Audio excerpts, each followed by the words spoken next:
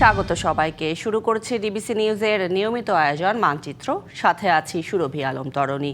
প্রতিদিন বিকেল 4:30টায় এই আয়োজন নিয়ে আমরা থাকি আপনাদের সাথে। চেষ্টা করি সারা দেশে নানা সংকট সম্ভাবনার কথা জানাবার, কথা বলি আঞ্চলিক থেকে জাতীয় পর্যায়ে সংশ্লিষ্ট কর্তৃপক্ষের সাথে, তুলে ধরি মানুষের দুঃখ দুর্দশা, আশা নিরাশার কথা। সারের সবচেয়ে বেশি চাহিদা হয় বড় মৌসুমে, কিন্তু তার আগেই খুচরা বিক্রেতা ও পরিবেশকরা বলছেন পর্যাপ্ত সরবরাহ নেই। অন্যদিকে কৃষি মন্ত্রণালয়ের দাবি, কিছু পরিবেশক সঠিক তথ্য দিচ্ছেন না, সারের কোনো সংকট নেই। কিন্তু কৃষকদের দাবি, পরিবেশকদের কাছে গিয়ে তারা পর্যাপ্ত সার পাচ্ছেন না। এ অবস্থায় কোনো কোনো ডিলার বা পরিবেশক কৃষকের রোষানলেও পড়েছেন। আলু, সবজি, ডাল ও তেলবীজ চাষের জন্য প্রসিদ্ধ উত্তরবঙ্গের বেশ কয়েকটি জেলাতে চাহিদা অনুযায়ী সার সংকটের তথ্য পাওয়া গেছে। এমনকি সরকার নির্ধারিত দামের চেয়ে বস্তায় 450 থেকে 500 টাকা বেশি আদায় করছেন ডিলাররা, এমন অভিযোগ কৃষকদের। দুই পক্ষের অবস্থান যাই হোক না কেন, বাজারে তার প্রভাব পড়েছে। আলু সহ নিত্য প্রয়োজনীয় সবজির দাম বৃদ্ধি পেয়েছে। প্রান্তিক কৃষক যেমন সারের সংকটে বিপাকে পড়েছেন, তেমনি ক্রেতাদেরও নাভিশ্বাস উঠেছে। পরিস্থিতি স্বাভাবিক করতে নিয়মিত গুদাম পরিদর্শনের দাবি এসেছে কারো কারো কাছ থেকে। অনিয়মের সঙ্গে জড়িতদের শাস্তি ও জরিমানা করা হচ্ছে বলে জানাচ্ছে প্রশাসন। তবুও প্রশ্ন উঠেছে, সারের এই কৃত্রিম সংকট কেন? কারা এই কৃত্রিম সংকট সৃষ্টি করছে? এর কি কোনো সুরাহা হবে না? জানার চেষ্টা করব। তাই আজ মানচিত্রের বিষয় ঠিক করেছি, সার সংকট, বিপাকে কৃষক। এবং আমাদের সাথে আলোচনায় যুক্ত আছেন কুষ্টিয়ার মিরপুর উপজেলা কৃষি অফিসার আবদুল্লাহ আল মামুন এবং ঠাকুরগাঁও ফার্টিলাইজার ডিলার অ্যাসোসিয়েশনের সহ সভাপতি মোহাম্মদ ফরিদ উদ্দিন। আপনাদের দুজনকে স্বাগত আজকে আমাদের মানচিত্রের আয়োজনে। আমি প্রথমেই আবদুল্লাহ আল মামুন, আপনার কাছে জানতে চাই যে আমরা দেখছিলাম যে কৃষি মন্ত্রণালয় এবং কৃষকের বক্তব্য একদম সম্পূর্ণ বিপরীত। একজন উপজেলা কৃষি অফিসার হিসেবে নিশ্চয়ই আপনি সরেজমিনে পরিদর্শনে যান, এবং সেখানে গিয়ে কি দেখতে পাচ্ছেন? আসলে কি সারের সংকট দেখতে পাচ্ছেন আপনি? আপনাকে অসংখ্য ধন্যবাদ।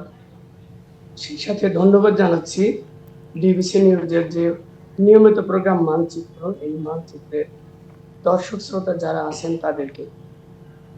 আসলে যে বিষয় নিয়ে আমরা আলাপ করছি, আপনি যে প্রশ্নটা করেছেন আসলে অত্যন্ত স্পর্শকাতর বিষয়। তো এখানে আমি কিছু মিডিয়ার তথ্য তুলে ধরব, অর্থাৎ পত্র পত্রিকা যে নিউজগুলো করেছে সাম্প্রতিক সময়গুলোতে, আমি সেইগুলোর রেফারেন্স দিয়ে মূলত কথাগুলো বলবো। শুরুতেই আমি BanglaNews24.com 10 জানুয়ারি 2025-এ একটি নিউজ করেছে। আমি সেটির হেডলাইনটি বলি, সিন্ডিকেটের দৌরাত্ম্যে সারের কৃত্রিম সংকট, বিপাকে ডিলার কৃষক। তো এটি যদি আপনি ভিতরে একটু পড়ে দেখেন, সেখানে অভিযোগের তীরটি আছে মূলত আমদানিকারকদের বিরুদ্ধে। এখানে আরো যদি স্পেসিফিক ভাবে বলা হয়, সেই নিউজটিতে যে আমদানিকারকের নাম রয়েছে দেশের বৃহত্তম সার আমদানিকারক প্রতিষ্ঠান নওপাড়া ট্রেডার্সের দিকে। আমি আবার উল্লেখ করছি BanglaNews24.com 10 জানুয়ারি 2025-এর নিউজটি। সেখানে অভিযোগ আছে যে তারা যে 12টি প্রতিষ্ঠান সার সরবরাহের জন্য নির্ধারিত করে দিয়েছে, এর বাইরে অন্য কারো সার সরবরাহের সুযোগ নেই। এটি একটি বিষয়। আরেকটি বিষয় যে তারা ডিলারদের যে প্রতিনিধির মাধ্যমে সার উত্তোলন, তাদের বর্ধিত সার উত্তোলন, সেটি তারা পারমিট করছেন না, যে কারণে ডিলারদের ভোগান্তি হচ্ছে। এবং ডিলারদের অভিযোগ যে টাকা জমা দেওয়ার পরও মোটামুটি 15 থেকে 20 দিন পর তাদেরকে সার পেতে হচ্ছে। এটি এই নিউজের মধ্যেই আমার এই কথাগুলো রয়েছে।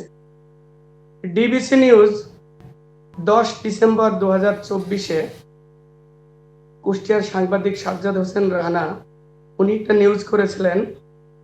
সেই নিউজে বিএডিসি কুষ্টিয়ার যুগ্ম পরিচালক মহোদয় তিনি কিন্তু বলেছিলেন যে উনি ওনার চাহিদা মতো সার সরবরাহ সেই মুহূর্তে পাচ্ছেন না। অর্থাৎ আমি 10 ডিসেম্বর 2024 কথা বলছি। সেখানে তিনি উল্লেখ করেছিলেন, আমি ঢাকা পোস্ট 15 জি, ডিসেম্বর আব্দুল্লাহ আল মামুন, এই তথ্যগুলো কি আপনারা সরেজমিনে বা মাঠে গিয়ে যাচাই বাছাই করেছিলেন? আমি এই নিউজগুলোর অবতারণা করে আমি আসলে আমার কথাগুলো বলবো। সেখানেও মেহেরপুরে একটি সারের সংকটের কথা বলা হয়েছিল, যে লাইনে দাঁড়িয়েও নাকি কৃষক সার পাচ্ছেন না। জি, কিন্তু দৈনিক সমকাল 24 ডিসেম্বর 2024 তারা যেটা লিখেছে যে শিগগিরই কাটছে না সারের সংকট। এখানে মূলত ডলার সংকট বা এলসি খুলতে না পারার কারণে সারের সংকটটা কাটছে না। দৈনিক সমকাল কিন্তু 24 ডিসেম্বর সেটাই বলতে চেয়েছে। BDNews24.com 18 ডিসেম্বর আরেকটি নিউজ করেছিল যে সার সংকটে নাকাল কৃষক, মানতে নারাজ মন্ত্রণালয়। এখানে সারের চাহিদার তুলনায় পর্যাপ্ত বরাদ্দ কম ছিল বলে উল্লেখ করা হয়েছিল। এখন আমি নিউজগুলোর উদ্ধৃতি দিলাম।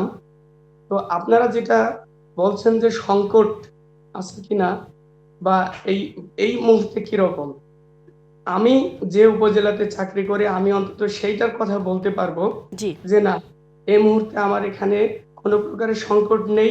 ইভেন যখন খুব তীব্র সংকটের এই যে নিউজগুলো সারা দেশে বিভিন্ন জায়গায় হয়েছে, আপনি মূলত উত্তরবঙ্গের কথা বললেন, সেখানকারও প্রচুর সংখ্যক নিউজ আমরা দেখেছি কিন্তু মিডিয়াতে।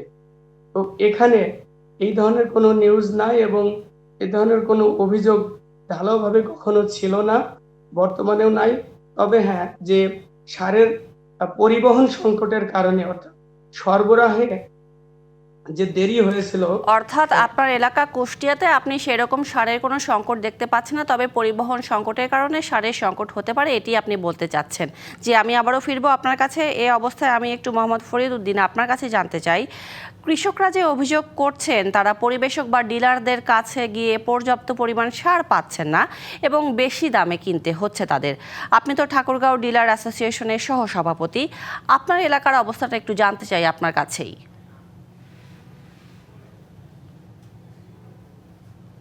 ধন্যবাদ আমাকে আপনাদের অনুষ্ঠানে আনার জন্য। সেই সাথে কৃষি অফিসার সাহেব যে উনি যে কথাগুলো বললেন, ওনার কথাগুলোও কিছুটা ঠিক। তবে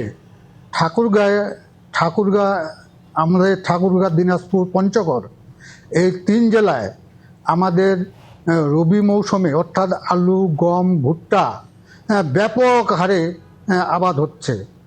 1 ইঞ্চি জমি কোথাও পড়ে নাই।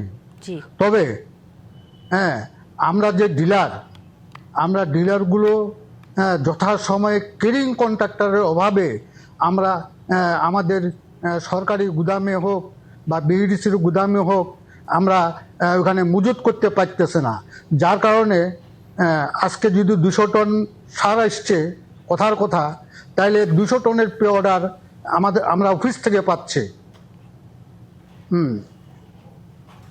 জি, যদি সংকটই থাকতো তাহলে অর্ডার কিভাবে এলো? এখন আপনার না, সংকট যেটা আসতেছে বা যেটা পেপার পত্রিকা আসতেছে সেটা অত সঠিক নয়। তবে ক্যারিং কন্ট্রাক্টরের অভাবে যথাসময়ে সারটা মজুত না করার কারণে আমরা সার ঠিকমতো ডিস্ট্রিবিউশন করতে পারতেছি না। তবে যেদিন আমরা সার বিতরণ করি, আমরা কৃষকের কাছ থেকে কৃষি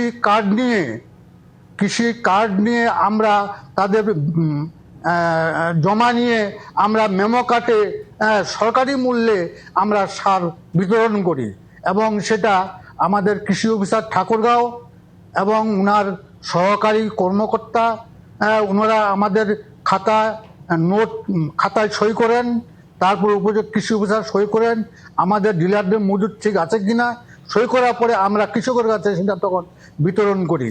কিন্তু সার তো কৃষিকাজের জন্য অতি গুরুত্বপূর্ণ একটি বস্তু, এটি কেন সময় মতো মজুত করা হচ্ছে না এ বিষয় নিয়েও আমরা কথা বলবো। মোহাম্মদ ফরিদ উদ্দিন এবং আব্দুল্লাহ আল মামুন, আপনারা দুজনই থাকবেন আমাদের সাথে মানচিত্রের আয়োজনে। আমরা ফিরছি একটি বিরতির পরে। দর্শক, মানচিত্রে নিচ্ছে একটি বিরতি, সঙ্গে থাকুন।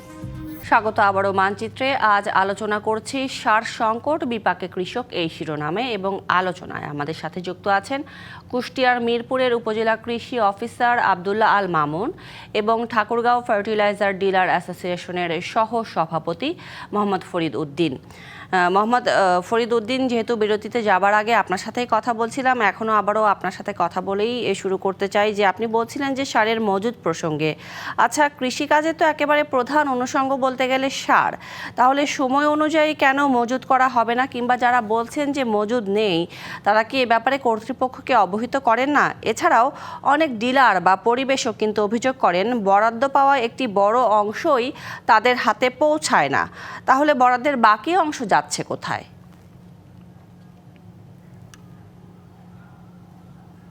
আপনাকে অনেক ধন্যবাদ। আমরা বরাদ্দ ঠাকুরগাঁয়ের বা দিনাজপুরে বা পঞ্চগড়ে যেগুলো আমরা পাই, জি, চাহিদার তুলনায় আমরা কম বরাদ্দ পাই। আচ্ছা, এটা সত্য, কিন্তু আমাদের সবচেয়ে বড় কষ্ট ঠাকুরগাঁ এবং পঞ্চগড়ে যে গুদাম ছিল সেই গুদামগুলো ভেঙে নতুন করে গুদাম তৈরি করা হচ্ছে, যার কারণে আমাদেরকে ওই দিনাজপুর গুডাউন থেকে আমাদেরকে সার আনতে হয়। ওখান থেকে আনা, নিয়ে আসা এবং ওখান থেকে এনে এখানে বিতরণ করা এবং কৃষি অফিসারের সাহায্য নেওয়া, কৃষি সহকারী অফিসারের সাহায্য নেওয়া, এইভাবে করতে করতে দু একদিন আমাদের পার হয়ে যায়। যার কারণে আমরা সার আনার পরেও সাথে সাথে আমরা কৃষকদেরকে সাথে সাথে বিতরণ করতে পারি না, যার কারণে আমাদের দু একদিন সময় লেগে যায়। আমরা এই সময় যে সময়টুকুর মধ্যে আমরা বিতরণ করি তাতে কৃষক যার মনে করেন যে চাহিদা 5 বস্তা, সে চায় 10 বস্তা। এইভাবেই কিন্তু একটা কৃত্রিম সংকট কৃষকরাই তৈরি করতেছে। অথচ একটা জমিতে যদি 5 বস্তা সারের প্রয়োজন হয়, সেখানে ওরা ওই 5 বস্তার জায়গা একদিনেই 5 বস্তা নিবে, অথচ এটা কিন্তু 2 বস্তা নিলেও চলবে। সেই হারে কৃষকরাই বা যারা অসাধু ব্যবসায়ী আছে তারা এই ধরনের কাজ কারবার করে থাকেন। অর্থাৎ পরিবহন সহ অন্যান্য কাজ, আনুষঙ্গিক কাজের জন্য আপনাদের মজুতে কিছুটা সময় লাগছে, এর প্রভাব পড়ছে গিয়ে আবার কৃষকদের উপর। একদম পরিষ্কার আপনার বক্তব্য মোহাম্মদ ফরিদ উদ্দিন। এ ব্যাপারে আব্দুল্লাহ আল মামুন, আপনার কাছে জানতে চাই যে বলছিলেন যে আমাদের অতিথি ফরিদ উদ্দিন যে চাহিদা ও যোগানের যে বিস্তর ফারাক আমরা শুনতে পেলাম তার কাছে, এটি কিভাবে দূর করা যায়? সরকার সহ অন্যান্য সংস্থার আরও কি পদক্ষেপ নেওয়ার প্রয়োজন বলে আপনি মনে করেন? ধন্যবাদ। আপনি একটা কথা বলছিলেন যে তাদের বরাদ্দের সারগুলো তারা সম্পূর্ণ হাতে পায় না, বা তাহলে যায় কোথায়? তা আমার প্রশ্ন হচ্ছে যে একজন ডিলারের অনুকূলে বরাদ্দ যে সার আছে সেটি তার হাতে আসবে না কেন?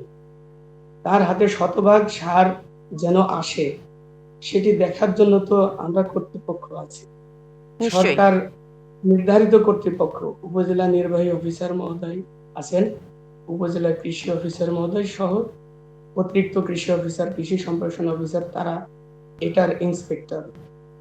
তো এখানে আমরা যেটা করি, একজন ডিলারের অনুকূলে বরাদ্দকৃত সারের শতভাগ যেন তার গোডাউনে আসে, সর্বপ্রথম কাজ হচ্ছে সেটি নিশ্চিত করা। তারপর প্রকৃত কৃষকের নিকট সেই সারগুলো বিক্রি করা। আমাদের ডিলার সাহেব উনি একটা কথা বলেছেন যে কৃষক অনেক সময় বেশি সার কিনে নিয়ে যাওয়া যায়, সেই বিষয়টি আসলে এই যে মুক্ত বাজার অর্থনীতি বা প্রতিযোগিতামূলক যে বাজার, এখানে ভোক্তার আচরণ এটি আসলে গুরুত্বপূর্ণ বিষয়। ভোক্তা কিরকম আচরণ করলো, অর্থাৎ কোনো এক সময় হয়তো একটি খবর আসলো যে লবণ আর হয়তো বা পাওয়া যাবে না, উনি প্রচুর পরিমাণে লবণ একজন করে। তো সারের ক্ষেত্রে এরকম কখনো কখনো গুজব ওঠে যে হয়তো বা নাও পাওয়া যেতে পারে বা দাম বেড়ে যেতে পারে। অর্থাৎ আপনাদের দুজনের বক্তব্য থেকেই পরিষ্কার হলো যে সারের যে সংকটের কথাটি বলা হচ্ছে এটি আসলে কৃত্রিম সংকট তৈরি করছেন যারা, এবং অনেকে এর পিছনে কারসাজি করছেন। অসংখ্য ধন্যবাদ আব্দুল্লাহ আল মামুন এবং মোহাম্মদ ফরিদ উদ্দিন আপনাকে আজকে আমাদের মানচিত্রের আয়োজনে সময় দেওয়ার জন্য। দর্শক, এই ছিল আজকের মানচিত্রে। ডিবিসি নিউজের সঙ্গেই থাকুন।